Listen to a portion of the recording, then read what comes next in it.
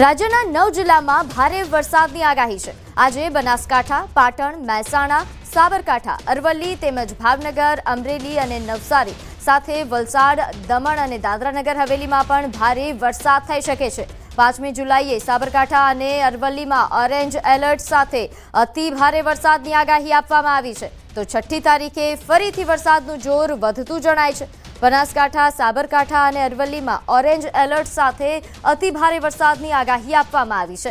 ગુજરાતમાં હજુ 6 દિવસ ભારે વરસાદની આગાહી, માછીમારોને દરિયો ન ખેડવાની પણ તાકીદ।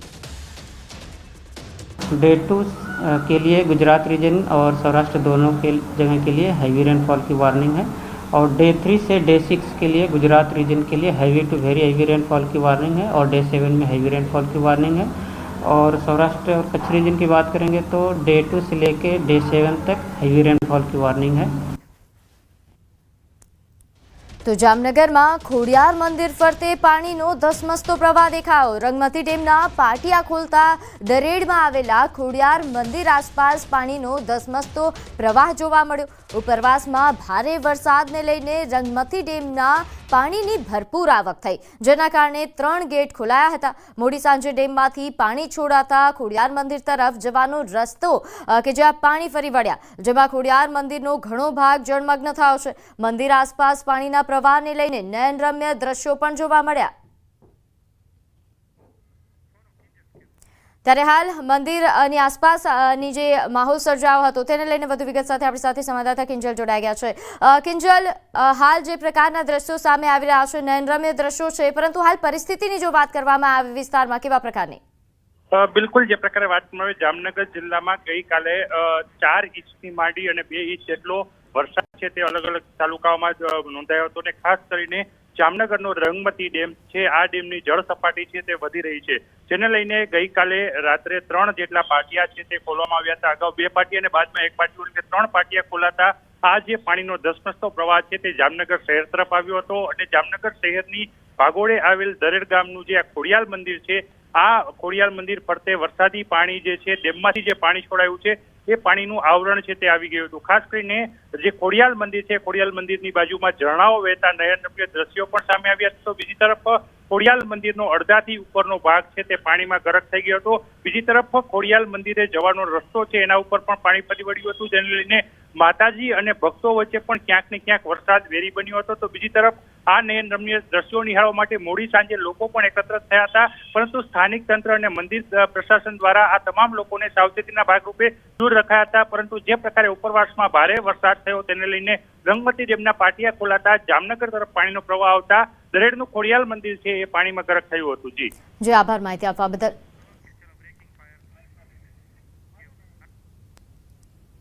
તો આ તરફ સુરેન્દ્રનગર જિલ્લામાં છેલ્લા 24 કલાકમાં મેઘરાજા મન મૂકીને વરસ્યા। જિલ્લાના વિવિધ તાલુકાઓમાં વરસાદ વરસ્યો। ચૂડા અને વઢવાણમાં 3.5 ઇંચ, જ્યારે ધાંગધ્રામાં 3 ઇંચ વરસાદ પડ્યો। ધાંગધ્રામાં 3 ઇંચ વરસાદ બાદ મુખ્ય માર્ગો જળબંબાકાર થયા, જેમાં સાયલા, લીંબડી, મૂડી, લખતર આ ઉપરાંત દસાડામાં 1 ઇંચથી લઈને 2.5 ઇંચ વરસાદ પડ્યો। વરસાદ પડવાથી ખેડૂતો ખુશ થયા, તો લોકોને ગરમીમાંથી રાહત મળી।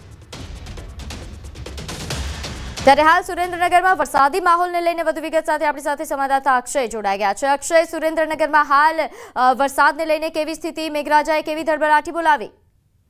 જી, ચોક્કસથી વાત કરવામાં તો સુરેન્દ્રનગર જિલ્લામાં છેલ્લા 24 કલાકમાં જે વરસાદ વરસ્યો છે તેમાં ખાસ કરી અને વઢવાણ, ધાંગધ્રા તેમજ ચૂડા વિસ્તારમાં અંદાજે 3 ઇંચથી વધુ વરસાદ નોંધાયો છે, જેમાં ખાસ કરી અને વઢવાણ તેમજ ધાંગધ્રામાં જે 3 થી 3.5 ઇંચ જેટલો વરસાદ ખાબક્યો છે તેને લઈને મુખ્ય રસ્તાઓ પાણીમાં ગરકાવ થઈ ગયા હતા। સુરેન્દ્રનગર અંડરપાસમાં પણ પાણી ભરાઈ ગયા હતા।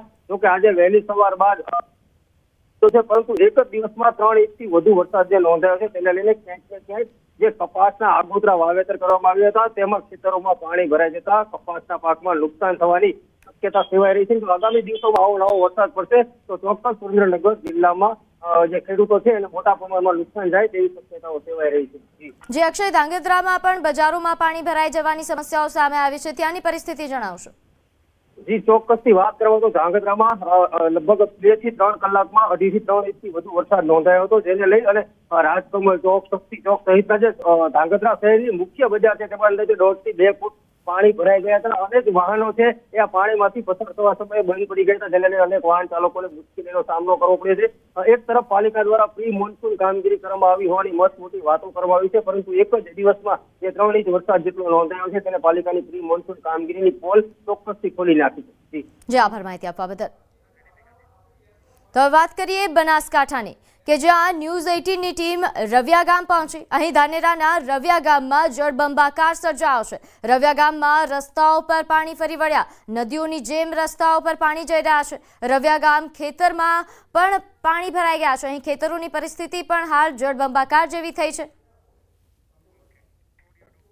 તો બનાવ્યો હતો પણ હાલ પૂર જેવી સ્થિતિ છે. પાણીનું ઘર્ષણ વધારે હોય, આખો ધોવાઈ ગયો છે રસ્તો. 200થી વધારે પરિવાર વસવાટ કરે છે. ખેતરોની સવારના 6 વાગ્યાથી પાણી બધે ભરાઈ ગયા છે. અંદર મગફળીની વાવેતર હતું, ઉનાળુ બાજરી હતી અને ખેતરોમાં બીજે બહુ નુકસાન થયું છે. મગફળી બીજીનું વાવેતર હતું ને, બહુ પાકનું નુકસાન થયું. બાજરીનું બીજીનું વાવેતર હતું, જે ઉનાળુ બાજરી એ બગડી ગયું છે. ધાનેરા તાલુકાના રવિયા ગામમાં પહોંચ્યા છીએ. રવિયા ગામના હાલ અત્યારે બેહાલ જોવા મળી રહ્યા છે. આપણે દ્રશ્યો બતાવીશ કે આ રવિયા ગામના જે ખેતરો છે તે ખેતરો પણ અત્યારે જળબંબાકાર જોવા મળી રહ્યા છે. આવા તો રવિયા ગામના અનેક ખેતરો છે કે જે પાણીના ભરેલા છે અને ખેતરોમાં પાણી ભરાઈ જવાના લીધે ખેડૂતોને મુશ્કેલીનો સામનો કરવો પડી રહ્યો છે. ખાસ કરીને અહીંયા બાજરી, ચાર અને મગફળીનો જે પાક વાવવામાં આવ્યો હતો તે પણ અત્યારે પાણીમાં ગરકાવ થઈ ગયો છે.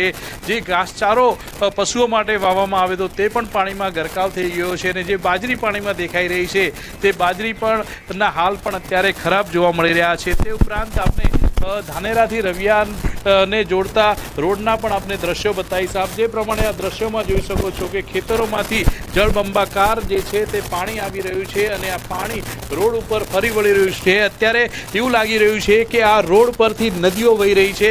વહેલી સવારે ધાનેરાથી રવિયાને જોડતો આ જે રોડ હતો તો એ રોડ પણ બંધ થઈ ગયો હતો. એટલા અહીંયા પાણી હતા અને ઘૂંટણસમાં પાણી હોવાના લીધે વાહન વ્યવહાર પણ વહેલી સવારે બંધ થયો હતો. અત્યારે વાહન વ્યવહાર તો શરૂ થયો છે, પરંતુ અત્યારે પણ પાણીની જે સ્પીડ છે તે સ્પીડ બહુ છે અને જે ખેતરોમાં પાણી ભરાયેલા હતા હવે એક તરફથી બીજી તરફ નીકળી રહ્યા છે અને આમ રોડ પર પણ પાણીમાં ગરકાવ જોવા મળી રહ્યો છે.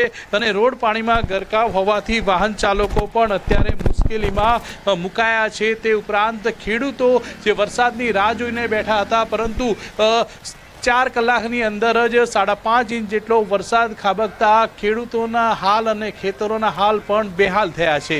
કિશોર તુવર, ન્યૂઝ 18 ગુજરાતી, બનાસકાંઠા. તો બનાસકાંઠા જિલ્લામાં ગઈકાલે પડેલા વરસાદથી અનેક નીચાણવાળા વિસ્તારોમાં વરસાદી પાણી ભરાયા હતા. ખાસ કરીને જો વાત કરવામાં આવે ડીસાના ખાડિયાવાસમાં વરસાદી પાણી ભરાતા અહીં રહીશો મુશ્કેલીમાં મુકાયા. વરસાદી પાણી લોકોના ઘરમાં પ્રવેશતા લોકોને મોટું નુકસાન થયું હતું. ભારે વરસાદના પગલે 60થી વધુ પરિવારોના ઘરોમાં પાણી ઘૂસ્યા હતા. વરસાદી પાણી ભરાતા અહીંના લોકો શાકભાજી, દૂધ લેવા માટે પણ જઈ શકતા ન હતા. લોકોના ઘરોમાં પાણી ભરાતા લોકો ઘરની અંદર રહેવા માટે મજબૂર બન્યા. સાથે જ પાલિકાની પ્રી મોન્સૂન કામગીરી પર અનેક સવાલો પણ ઉઠી રહ્યા છે. છેલ્લા 10 વર્ષથી આ વિસ્તારમાં વરસાદી પાણી ભરાય છે અને રજૂઆતો છતાં કોઈ જ વ્યવસ્થા કરાઈ નથી. જે આગળ રોડ અધર થઈ ગયા છે, અમારા અહીંયા ખાડિયા વિસ્તાર થઈ ગયો છે. અહીંયાથી પાણી બહાર જતું નથી. થોડો બી વરસાદ વધારે આવી જાય ને તો ઘરના અંદર પાણી ભરાઈ જાય છે. શાકભાજી બહાર લેવા જવાતું નથી. છોકરા પણ બહાર જતા બીવાય છે. પાણી તો ઘણું છે. દેખો ને જે ઘર પાકી ગયું છે, ઘરોમાં પાણી ભરાવા બેઠું છે. તો ડીસાના 3 હનુમાન મંદિર પાસે વરસાદી પાણી ભરાતા રાહદારીઓ અને દુકાન માલિકો મુશ્કેલીમાં મુકાયા. રસ્તા પર નદીના પાણીની જેમ વરસાદી પાણી વહેતું થયું હતું. દર વર્ષે ચોમાસામાં 3 હનુમાન રોડ પર વરસાદી પાણી ભરાય છે. ભારે વરસાદી પાણીના કારણે વેપારી ધંધા અને રોજગાર પર સીધી અસર પડે છે. અહીંયા એપ્લિકેશન બીજી લખીને તો પણ નગરપાલિકાવાળા કોઈ આવે ધ્યાન દેતા નહીં. હંમેશા ખાડા ભરાઈ જાય પાણીથી અને ત્યાંથી આવાગમનમાં બાંધિત થાય છે. હંમેશા દર વર્ષે જે વરસાદ આવે, વરસાદનો ટાઈમ આવે અને એ ટાઈમે એવું જ થઈ જાય. અત્યારે જે જોઈ શકાય છે કે જે પાણી છે એ પ્રમાણે શોપિંગવાળાને જે કસ્ટમરમાં અને બીજામાં આવવા જવામાં અને તકલીફ પડે છે. એના લીધે ગ્રાહકી ઉપર અસર થાય છે. તો ડીસાના માળીવાસની પણ આ જ પરિસ્થિતિ. અહીં પણ ઘરોમાં વરસાદી પાણી ભરાય છે. પાલિકા આ વિસ્તારના લોકોએ અનેકવાર પાલિકાને રજૂઆત કરી છે, તેમ છતાં અહીં પાણીના નિકાલની કોઈ જ વ્યવસ્થા કરવામાં આવતી નથી. ડીસાના એરપોર્ટ અને પિંક સિટીનું તમામ પાણી આ વિસ્તારમાં ભરાય છે. વરસાદી પાણી લોકોના ઘરોમાં પ્રવેશ કરતા લોકોને મોટું નુકસાન થયું. बारिश का पानी पूरा इधर अंदर भर गया है, पूरा चूल्हा वूल्हा ये सब खराब हो गया है और माल आल सब खराब